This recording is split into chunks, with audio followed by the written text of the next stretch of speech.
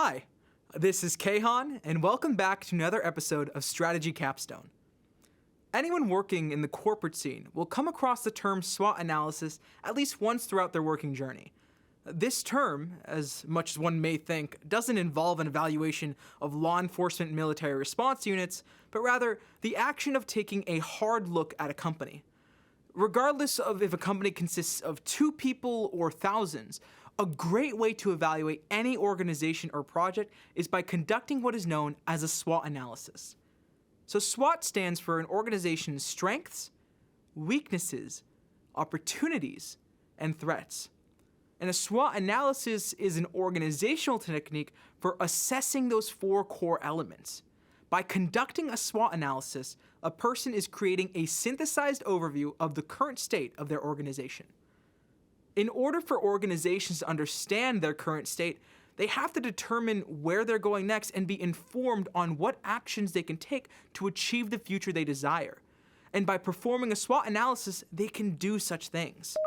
So what makes a SWOT assessment excellent, however, is how the expert insights and data they use to summarize their current state are organized and synthesized. A SWOT analysis is only as good as the information it comprises. So the first element of a SWOT analysis is the strengths, and it addresses what strengths an organization has currently, representing what a company or project does especially well, and how those strengths should be built on in the hopes of a stronger future for the organization.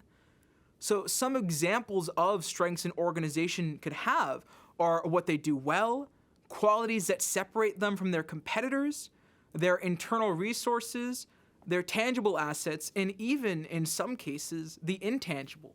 For example, a company like Apple has an incredibly strong brand, an intangible asset that can be viewed as a strength of our organization.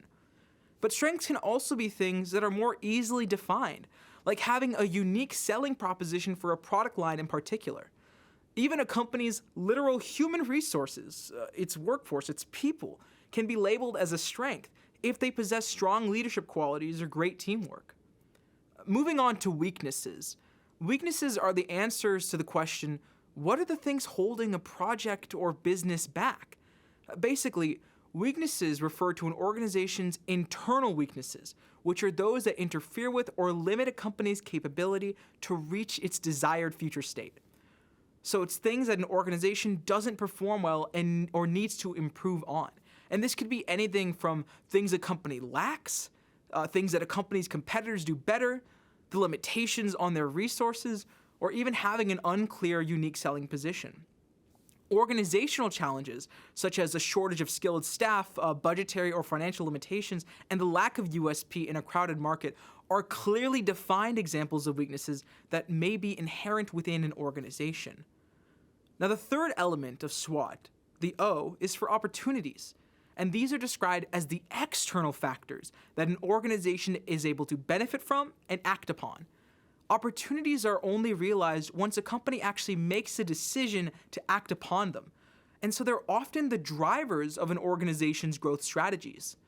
Opportunities include anything, including stuff like that may improve sales, how to grow the organization, or even how to advance a company's missions, like having fewer competitors in the area, targeting underserved markets for certain products, gaining media or press coverage, or even having a population that shows an emerging need for their goods or services. There are opportunities all around us, and an organization that is struggling, for instance, to keep up with the number of leads being generated by its marketing team has an opportunity to build on those leads. Developing a new idea that will give way to the opening of markets and demographics is another way that companies can seize the opportunities they're given. But along with opportunities, there's also the external threats and the final element of the SWOT analysis. And these are any external barriers or forces that prevent a company from reaching its goals. So a threat poses a risk to either the organization itself or the likelihood of the organization's growth or success. And these can include a changing regulatory environment, emerging competitors, negative media or press coverage, and shifting customer attitudes towards a company. Virtually anything and everything that is able to potentially jeopardize the future of a business or its projects will be regarded as a threat. And the most common ways we've seen this is actually changes in regulatory law or financial risks.